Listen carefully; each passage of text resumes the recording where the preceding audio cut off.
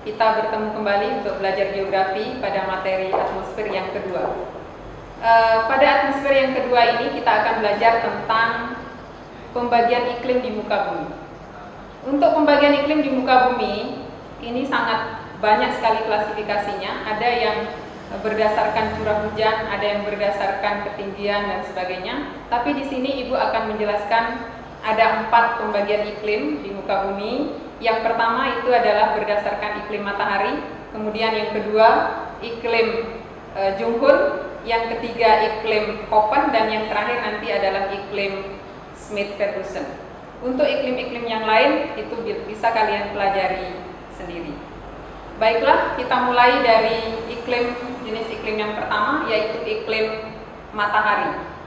Iklim matahari ini didasarkan pada banyak sedikitnya sinar matahari yang diterima oleh permukaan bumi.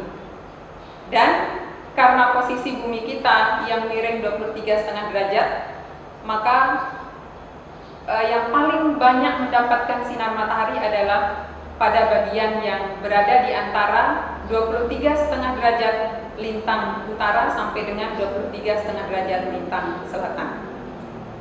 Sehingga untuk iklim yang pertama itu adalah iklim tropis, yaitu iklim yang berada pada 0 derajat sampai dengan 23,5 derajat lintang utara maupun 0 derajat sampai dengan 23,5 derajat lintang selatan.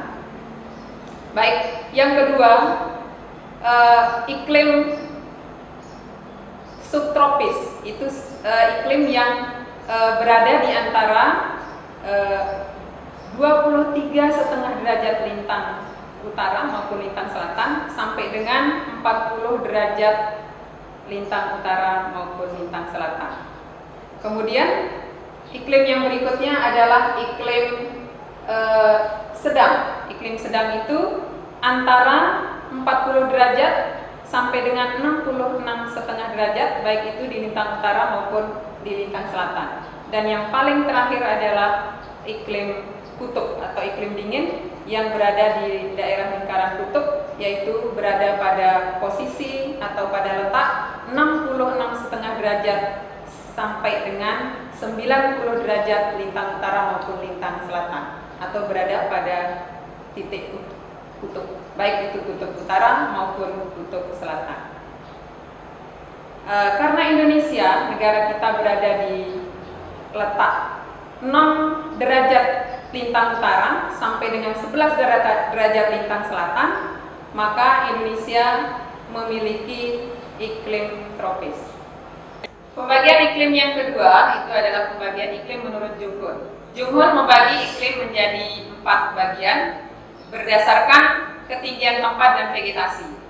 Nah, pembagian iklim yang pertama menurut Junghun adalah iklim panas yang memiliki ketinggian 0 sampai 600 meter dari permukaan air laut, dan tanaman yang bisa dibudidayakan secara optimal adalah seperti padi, kelapa, jagung, atau tanaman palawija yang lainnya. Kemudian iklim yang kedua itu adalah iklim sedang yang ketinggiannya 600 sampai dengan 1.500 meter dari permukaan air laut. Nah, yang bisa tumbuh secara optimum vegetasinya di sini adalah seperti teh, tembakau, pina. Ya. Berikutnya yang ketiga adalah daerah iklim sejuk. Daerah iklim sejuk ini berketinggian 1.500 sampai dengan 2.500 meter dari permukaan air laut. Tanaman atau vegetasi yang bisa dibudidayakan secara optimum di sini adalah seperti teh, kina, coklat, kemudian ada sayur-sayuran, buah-buahan, bunga-bungaan, dan lain sebagainya, yang termasuk di dalamnya adalah tanaman hortikultura.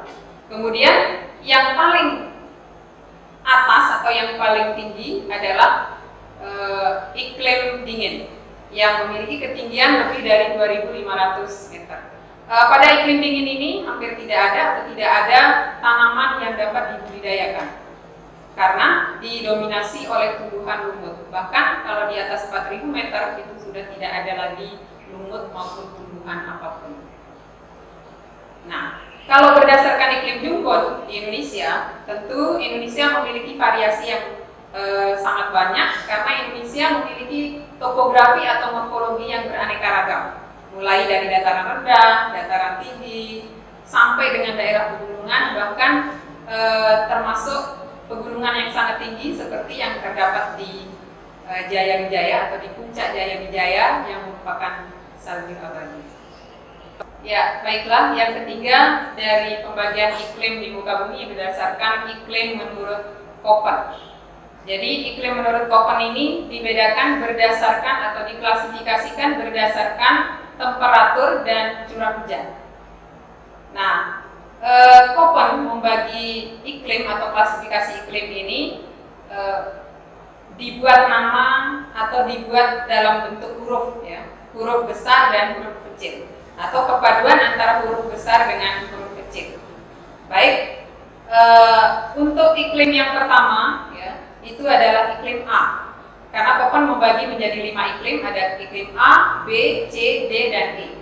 Masing-masing dari iklim ini ya, dengan inisial dari huruf besar yang nanti akan dikombinasikan dengan huruf kecilnya didasarkan pada curah hujannya. Yang pertama itu adalah iklim A. Iklim A ini disebut juga iklim hujan tropis yang memiliki 3 subregion, ya, subregion dari iklim. Yang pertama adalah iklim AF. Iklim A huruf besar dan F huruf kecil. Jadi iklim A F ini adalah merupakan iklim hutan hujan tropis. Iklim hutan hujan tropis, di mana ciri dari iklim hutan hujan tropis ini adalah minimal suhunya atau temperaturnya adalah 18 derajat Celcius, yang paling rendah. Jadi suhu minimumnya 18 derajat Celcius. Sedangkan curah hujannya itu lebih besar dari 60 mm. Nah, subregion yang berikutnya itu adalah iklim AM, ya, iklim AM. Iklim AM ini sama dengan iklim hutan musim. Jadi iklim hutan musim di mana pada iklim ini dicirikan dengan tumbuhan yang meranggas pada musim kemarau dan dia bersemi lagi pada musim penghujan. Karena ini terdapat di Indonesia. Kemudian yang ketiga, subregion yang ketiga adalah AW. A huruf besar, W huruf kecilnya, itu merupakan iklim sabana tropis, di mana iklim sabana tropis ini memiliki suhu sama, minimal 18 derajat Celcius, tetapi curah hujan yang rendah, sehingga yang banyak atau yang mendominasi daripada iklim AW ini adalah padang rumput. Sehingga kalau di Indonesia kita mengklasifikasikan kalau berdasarkan iklim Köppen, ini yang ketiga-tiga dari iklim A ini terdapat di Indonesia, yaitu iklim AF, itu di Indonesia bagian barat sampai dengan Jawa Barat, sebagian dari Jawa Barat, yaitu Sumatera, Kalimantan dan sebagian Jawa Barat. Kemudian Jawa Tengah sampai dengan Nusa Tenggara, termasuk Lombok, itu Sulawesi itu termasuk iklim AM. Sedangkan Nusa Tenggara atau Indonesia bagian timur didominasi oleh AW atau hutan sabana. Yang kedua dari iklim Köppen ini adalah iklim B. Kalau iklim B ini iklim yang kering, ya, iklim yang kering di mana penguapannya lebih besar daripada curah hujan yang diterima. Subregionnya ada 2, ada BS dan ada BW. Kalau yang BS itu adalah stepa, sedangkan kalau yang BW adalah gurun atau padang pasir. Berikut yang ketiga adalah iklim C. Kalau iklim C ini iklim yang sedang, ada 3 subregion iklimnya. Yang pertama itu iklim CF, C huruf besar, F huruf kecil. CF ini iklim sedang yang selalu basah. Berikut ada CW, ini yang kering, ya, musim panas yang kering. Kalau yang CF itu musim dingin yang kering. Berikut dari klasifikasi iklim yang keempat menurut Köppen ini adalah iklim D, yaitu iklim dingin. Kalau iklim dingin ini dibedakan dibedakan juga menjadi dua, ada iklim DW dan ada iklim DF. Kalau iklim DW itu iklim dengan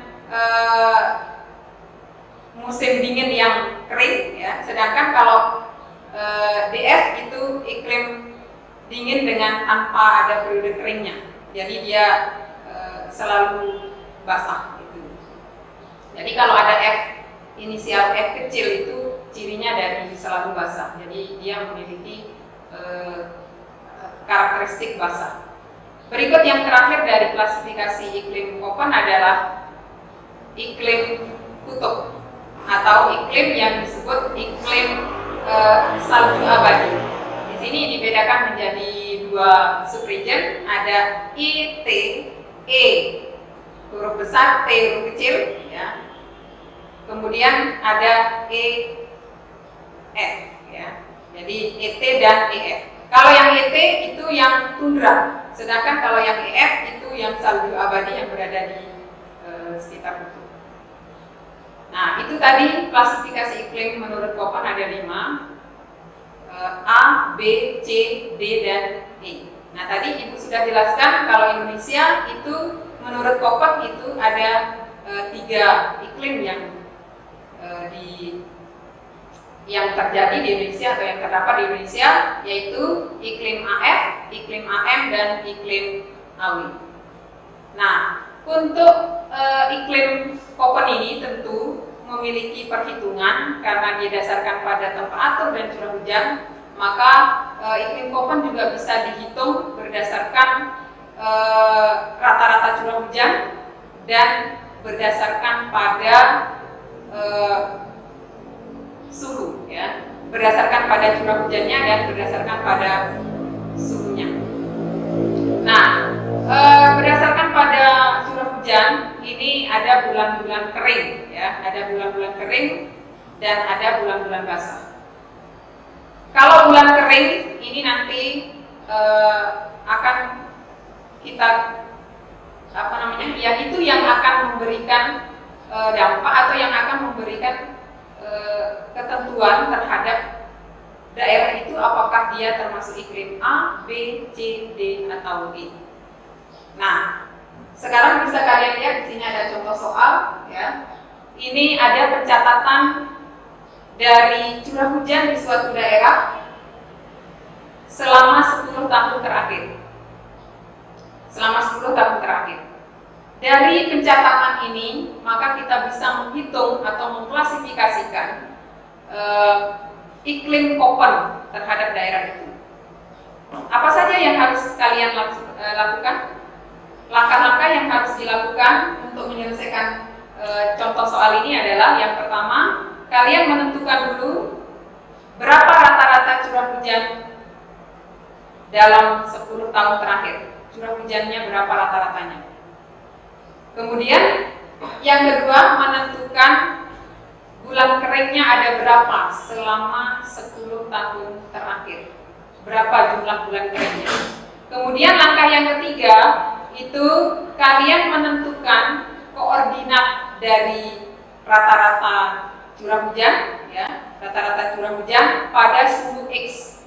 Sedangkan untuk jumlah bulan kering, kita menentukan koordinat dari jumlah bulan kering pada suhu Y. Kemudian yang berikutnya nanti, yang keempat, langkah yang kelima, itu kalian menentukan titiknya, ya, titik pertemuan antara kedua koordinat itu tadi. Lalu bisa kita tentukan apakah wilayah ini termasuk wilayah iklim A atau iklim B dan seterusnya. Maka bisa kalian lihat di sini hasilnya adalah, misalnya contoh dari hasil perhitungannya adalah rata-rata rata-rata curah hujannya itu adalah 1.700 sekian milimeter. Sedangkan jumlah bulan keringnya ada 44 bulan dalam 10 tahun. Sehingga nanti akan ketemu titiknya, ya, akan ketemu kedua titik koordinat itu pada iklim AF. Jadi wilayah ini merupakan wilayah dengan tipe iklim menurut Köppen, yaitu iklim AF. Baiklah, yang terakhir dari penjelasan Ibu kali ini tentang pembagian iklim di muka bumi adalah tentang iklim menurut Schmidt-Ferguson. Kalau menurut Schmidt-Ferguson ini juga sering disebut dengan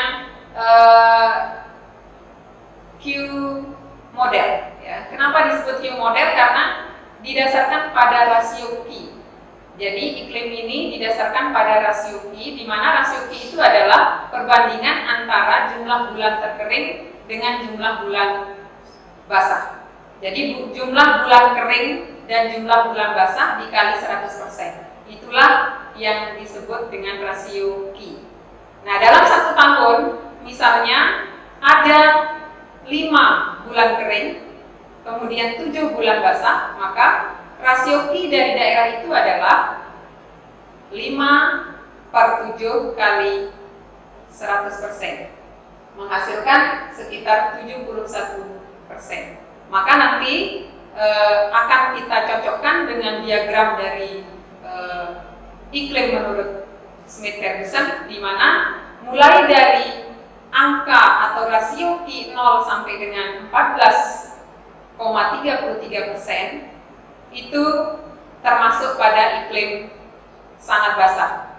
Sampai dengan yang terakhir itu adalah sampai dengan yang luar biasa kering. Jadi yang paling basah, sangat basah, basah, agak basah, sedang, ya. Kemudian agak kering, kering, sangat kering, dan luar biasa kering.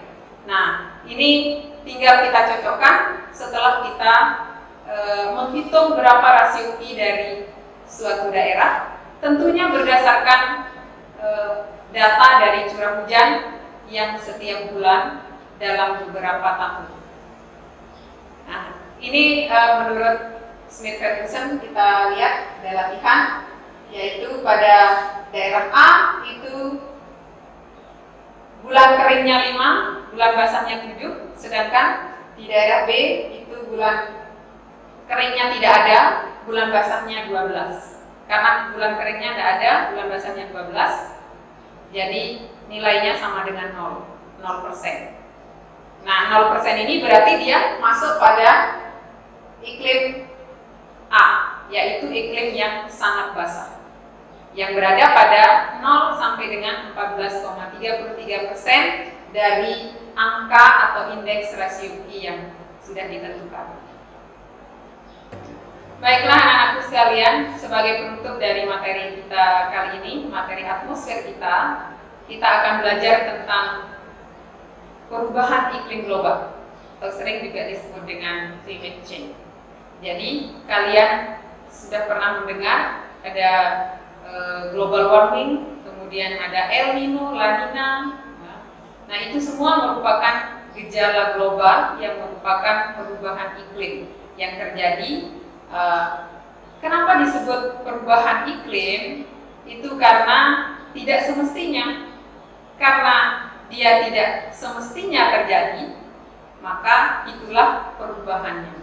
Kenapa disebut perubahannya global? Karena bisa meliputi wilayah yang luas, meliputi benua, lebih dari satu benua. Misalnya dalam hal ini misalnya El Nino dan La Nina. El Nino itu terjadi di mana? Proses awalnya adalah karena adanya peningkatan suhu di Samudra Pasifik bagian tengah dan bagian barat, sehingga itulah yang menyebabkan angin pasat yang semestinya dia mengarah ke Indonesia ini menjadi melemah, sehingga dia balik lagi ke Samudra Pasifik, dan akhirnya Indonesia ditinggalkan oleh angin pasat itu yang membawa uap air itu tadi, sehingga Indonesia akan mengalami Indonesia akan mengalami kekeringan yang berkepanjangan atau musim kemarau yang panjang. Nah, ini yang semestinya Indonesia akan sudah mulai hujan, tetapi dia masih kering gitu. Nah, ini yang disebut dengan El Nino atau adanya perubahan gitu. yang tidak semestinya, yang harusnya kering menjadi basah. Sebaliknya pada saat El Nino, pada saat La Nina, ini Indonesia basah. Kenapa? Itu tadi, karena di sana terjadi penurunan suhu atau kembali lagi pada kondisi yang normalnya, sehingga Indonesia terus-menerus akan turuni hujan karena banyak uap air yang dibawa oleh angin pasat itu tadi. Baik tadi El Nino dan La Nina. Kalau El Nino membawa pengaruh terhadap Indonesia, yaitu Indonesia menjadi kekeringan atau kemarau panjang. Sedangkan kalau La Nina itu Indonesia banyak hujan atau hujannya lebih banyak dari biasanya, dan itu bisa menimbulkan banjir dan sebagainya, pasang dan sebagainya, dan bisa juga menimbulkan longsor karena ini merupakan kondisi yang tidak biasanya. Karena curah hujan yang besar juga bisa menimbulkan atau mengakibatkan terjadinya longsor juga. Nah, untuk El Nino dan La Nina ini juga akan berpengaruh atau berhubungan dengan dipole mode. Dipole mode itu terjadi di Samudra Hindia. Ada dipole mode positif dan ada dipole mode negatif. Baik, untuk berikutnya tentang global warming atau pemanasan global, ini tentu kalian juga sudah pernah belajar waktu di SMP, ya. Itu ada materinya di SMP juga tentang perubahan iklim global yang disebabkan oleh global warming. Global warming ini merupakan pemanasan global. Jadi pemanasan global yang disebabkan oleh adanya gas-gas rumah kaca atau sering kalian sebut dengan GRK. Nah, untuk gas rumah kaca ini ada apa saja? Misalnya contohnya seperti karbon dioksida, CH4 atau metana, kemudian CFC, ya, dan lain sebagainya, yang itu akan mengakibatkan bumi kita akan semakin panas kalau gas-gas ini semakin banyak. Karena apa? Karena sifat dari gas-gas ini nanti dia akan melapisi di atmosfer kita, dia akan berada di situ dengan dia tidak bisa, sifatnya itu tidak meneruskan panas, tapi dia menyerap, tapi dia tidak bisa meneruskan. Gitu. Jadi dia begitu bumi kita memantulkan panas kembali dari matahari, dia akan tahan. Nah, inilah yang menyebabkan sehingga bagian daripada atmosfer kita menjadi lebih panas. Bagian bumi yang paling bawah menjadi lebih panas. Nah, untuk perubahan iklim global itu akan berikan kalian tugas untuk membuat makalah tentang perubahan iklim global. Demikianlah pembelajaran kita kali ini. Kita akan bertemu kembali pada materi yang lainnya. Sedangkan untuk soal dan tugas-tugas yang lain dapat kalian akses di website sekolah kita www.smn1praya.sch.id. Terima kasih atas perhatiannya. Semoga bermanfaat dan semangat belajar.